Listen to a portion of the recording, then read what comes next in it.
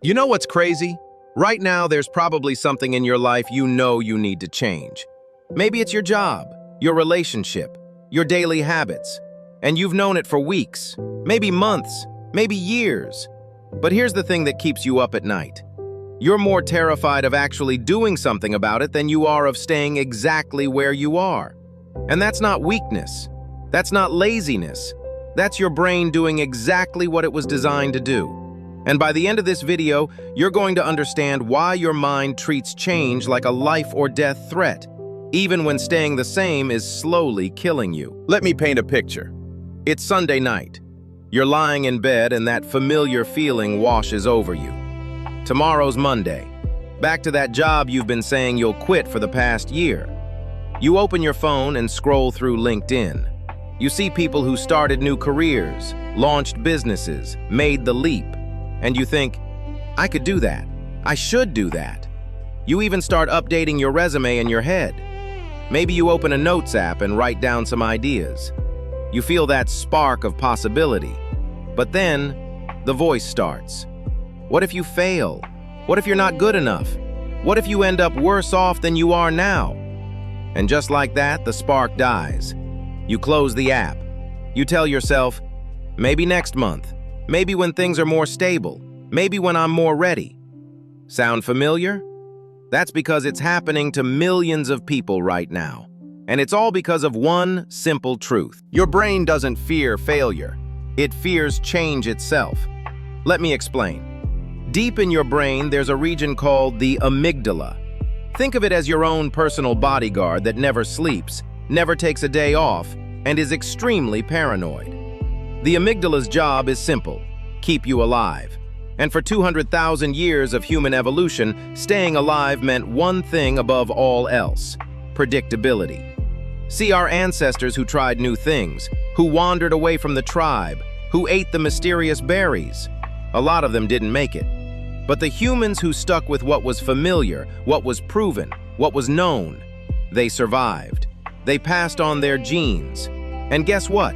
You inherited that same survival mechanism. Your brain literally cannot tell the difference between quitting my soul-crushing job to start a business and leaving the safety of the cave to fight a saber-toothed tiger. To your amygdala, both are changes to the status quo. Both are unpredictable. Both are dangerous. And here's the kicker. Your brain would rather keep you in a predictable hell than risk an unpredictable heaven. Now this gets even more interesting when we talk about something psychologists call loss aversion. In the 1970s, psychologists Daniel Kahneman and Amos Tversky discovered something fascinating. They found that human beings feel the pain of losing something about twice as intensely as the pleasure of gaining something of equal value. Think about that. If I gave you $100, you'd feel pretty good. But if I gave you $100 and then took it away, you'd feel terrible. Way worse than the good feeling you had when you first got it. This is why people stay in toxic relationships, why they keep dead-end jobs, why they hold on to investments that are clearly tanking. Because the pain of losing what you have, even if what you have is terrible, feels worse than the potential gain of something better. Your brain runs a constant cost-benefit analysis, and it's rigged against change. Let me give you a real example. Imagine you're offered a new job. It pays 20% more, better benefits, more growth potential. But it's in a new city, with new people, and a new industry. Logically, it's a no-brainer. But emotionally, your brain is screaming, "You're going to lose your apartment, your friends, your favorite coffee shop, your routine." The potential gains feel abstract and distant. The losses feel immediate and visceral. And guess which one wins? This brings us to what I call the comfort zone paradox. Your comfort zone isn't actually comfortable. For most people, it's filled with stress, anxiety, dissatisfaction, and quiet desperation. But here's the thing. It's familiar stress. It's known anxiety. And your brain treats familiarity like safety.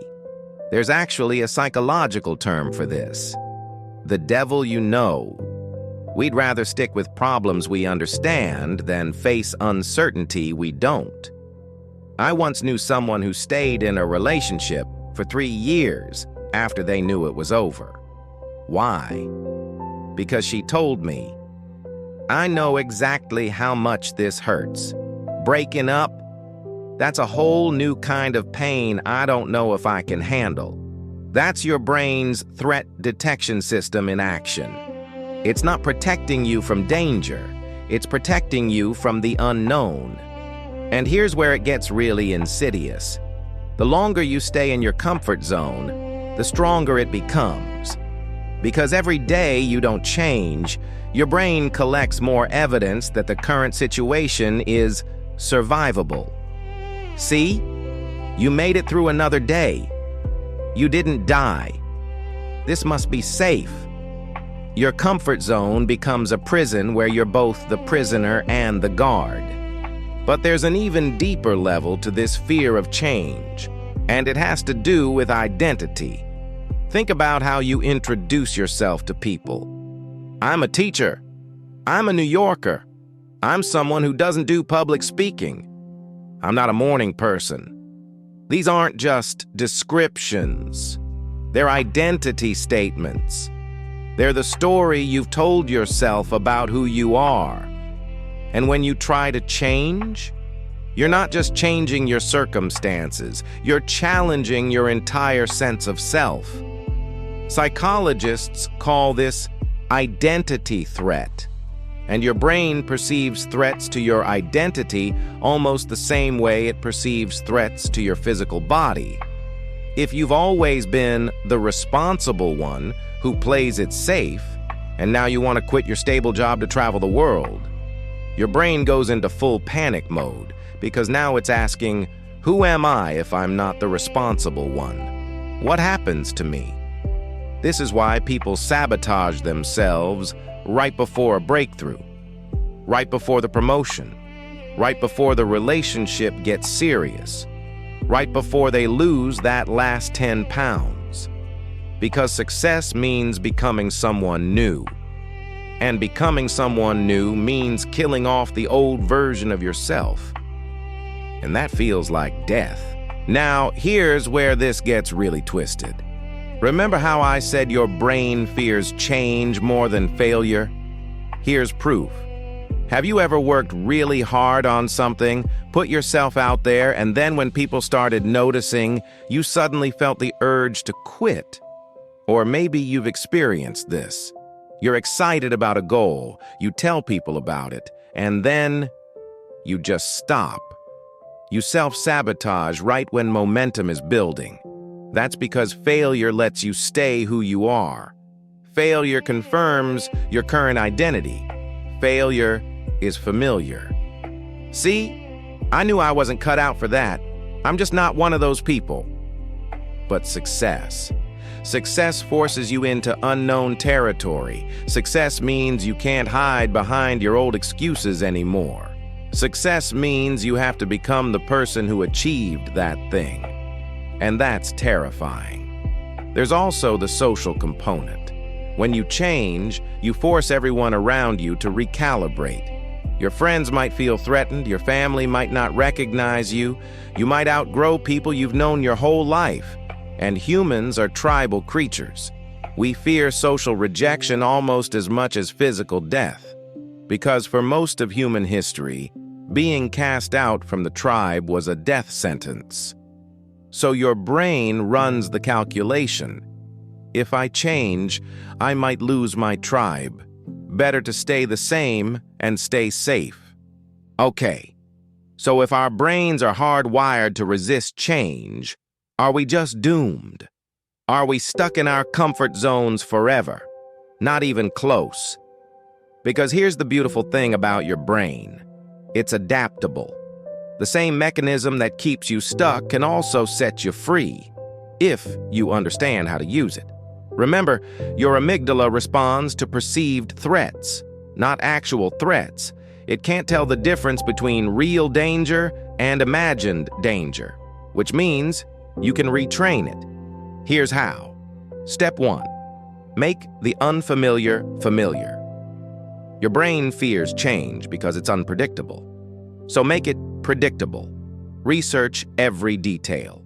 Talk to people who've done it. Visualize the process. The more familiar something becomes, the less threatening it feels. Step 2. Shrink the change. Don't try to overhaul your entire life on Monday. That triggers maximum threat response. Instead, make the change so small your brain doesn't even notice it. Want to start exercising? Don't commit to an hour at the gym. Put on your workout clothes. That's it. Your brain barely registers that as a threat. Step 3. Reframe failure as data. Your brain fears failure because it sees it as permanent identity damage. But what if failure was just information? Just feedback? Thomas Edison didn't fail 10,000 times. He just found 10,000 ways that didn't work. When you reframe failure as part of the learning process, it loses its power to paralyze you. Step 4. Create bigger threats than staying the same. This is the nuclear option. Make staying the same more painful than changing. Write down exactly what your life will look like in 5 years if nothing changes. Make it visceral. Make it detailed. Make it unbearable. Because when your brain perceives that staying stuck is the real threat, change becomes the escape route. Here's what I want you to understand. Your brain isn't broken. It's not sabotaging you. It's doing exactly what it was designed to do: protect you. The problem is, it's using a 200,000-year-old operating system in a world that updates every day. So you have to become the programmer. You have to teach your threat detection system that the real danger isn't change. It's staying the same when the world is moving forward without you. Because here's the truth that nobody tells you. You're already changing. Every single day, you're either growing or dying. There is no standing still. The cells in your body are regenerating. Your neural pathways are rewiring. Your future is being written whether you take action or not. The only question is, are you going to direct that change, or are you going to let your ancient survival mechanisms decide your fate? So here's my challenge to you. Pick one thing. One small thing you've been putting off because it feels scary. Not a massive life overhaul. Just one micro change that your logical brain knows is good for you, but your emotional brain has been blocking. And do it today, not tomorrow. Not when you're ready. Today. Because your brain will never feel ready. Readiness is a myth. You don't wait until you're ready to change. You change, and then you become ready. And remember, the fear you're feeling right now, that's not a stop sign. It's a compass. It's pointing you toward the exact thing you need to do to become who you're meant to be. Your brain fears change more than failure because it thinks it's keeping you safe. But the safest thing you can do is become someone who embraces change before life forces it on you. Thanks for watching. If this resonated with you, hit that subscribe button so your future self thanks you. Drop a comment below and tell me, what's one change you've been avoiding? Let's hold each other accountable. Now go prove to your brain that you're stronger than its fear.